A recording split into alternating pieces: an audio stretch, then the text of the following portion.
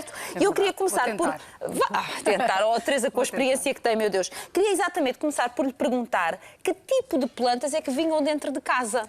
É assim, normalmente as plantas que vingam dentro de casa são as plantas de climas mais equatoriais e mais tropicais, que são os ambientes que nós temos um bocadinho mais em casa, não é?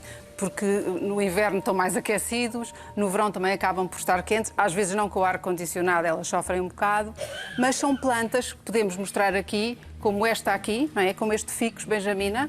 Não se põe à frente, põe-se assim, exatamente. Pronto, temos aqui este aqui. Este ficus é para mim um bocadinho a planta todo o terreno para ter em casa. Ou seja, esta matá-la é muito difícil, porque é uma planta que não precisa mais do que 3 ou 4 horas de luz por dia, não precisa de sol direto. O grande problema nas nossas casas é que muitas vezes não temos sol direto. Portanto, todas estas plantas, como as buganvílias, as rosas, as petúnias, são plantas que gostam, para além de arejamento da rua, de sol direto. E nós em casa às vezes não temos isso. Portanto, devemos optar por plantas deste género, plantas verdes. Como é que esta se chama? Isto é um ficus benjamina.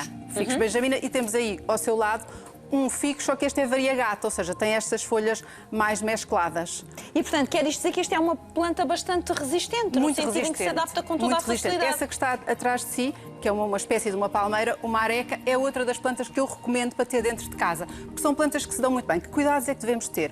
Quando as plantamos, nós devemos ter no vaso em que vêm do viveiro durante muito tempo, e quando as transplantamos devemos pô-las num substrato próprio para plantas de interior.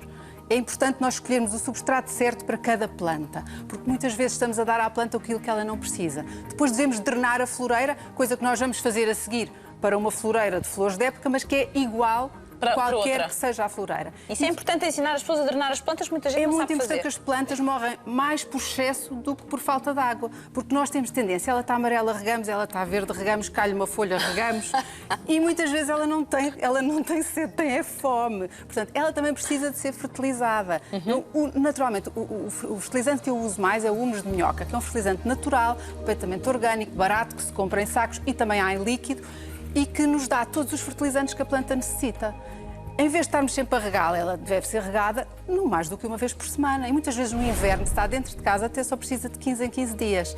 E a maior parte das pessoas não fazem nada disso, como a Teresa sabe. Podemos borrifá-la. Se tivermos ambientes muito aquecidos, podemos borrifá-la. E estas quências e estas ficus, se começarem a ficar feiosas e cheias de pó, até as podemos levar para a banheira e dar-lhes uma chuveirada, porque elas são de climas tropicais. Portanto, elas estão habituadas a levar com umas chuveiradas de vez em quando dentro de casa. Se quisermos um bocadinho mais cor dentro de casa, temos aí à sua direita... Já vamos, espera, já vamos a estas. Porque eu ainda queria detalhar aqui estes pormenores, estas informações que me foi dando. Falou-me da questão da luz, da importância de terem luz direta ou não. Então vamos lá ver. Luz tem que ter sempre. Luz tem que ter. Não há planta nenhuma que viva com menos do que 4 horas de luz. Depois, todas estas que eu estou a dizer não precisam de sol direto.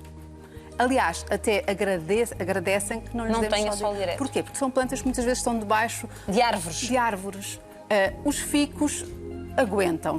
Estas palmeiras são geralmente palmeiras mais baixinhas que estão por baixo de outras árvores. Estas que vamos mostrar a seguir, as bromélias e os antúrios, são plantas que estão por baixo das árvores tropicais. Portanto, elas estão habituadas a ter uma luz velada.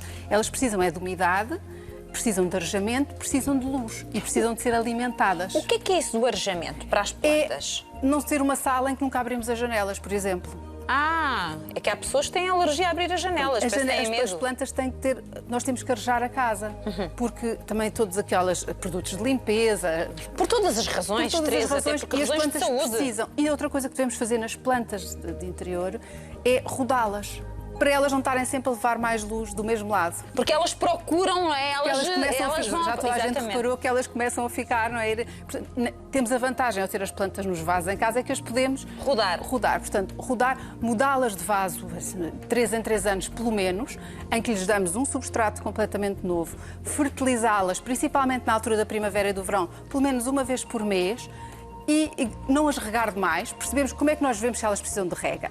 É exatamente como vemos que um bolo está cozido. Arranjamos um pauzinho, bambu ou não, espetamos a terra, o substrato, e vemos se lá embaixo aquilo sai molhado. Porque muitas vezes a superfície está seco. Por baixo está molhado. Por baixo está molhado e nós insistimos em regá-la. e Isso ela é uma começa a boa técnica, apodrecer. porque há pessoas que eu acho que apodrecem as plantas com excesso de água, não é? Muitas vezes, porque a tendência é regarmos e muitas vezes está calor, no inverno até temos aquecedores, no verão está calor e a terra à superfície seca. Isto é o mesmo que se passa com as plantas no exterior. E nós temos tendência, está tudo seco, Zucca. Bumba, água. Bumba. E depois os vasos estão mal drenados a maior parte das vezes, porque as pessoas não fazem uma tarefa muito simples que eu vou ensinar agora a fazer.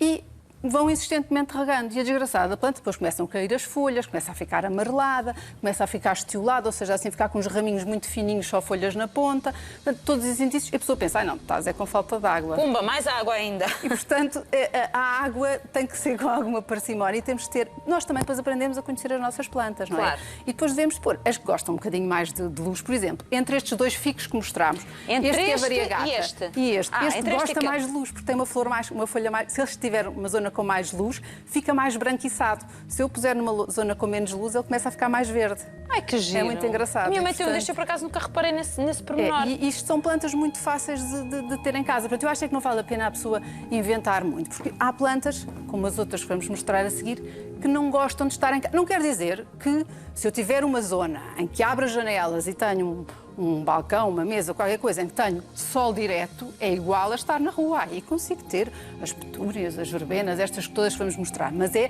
porque eu tenho ali um bocadinho de rua dentro de casa. Agora, se tiver um hall, uma casa de banho, uma sala que a luz não chega lá ao fundo, não vale a pena inventar. Não vale a pena inventar. Não é? Outra questão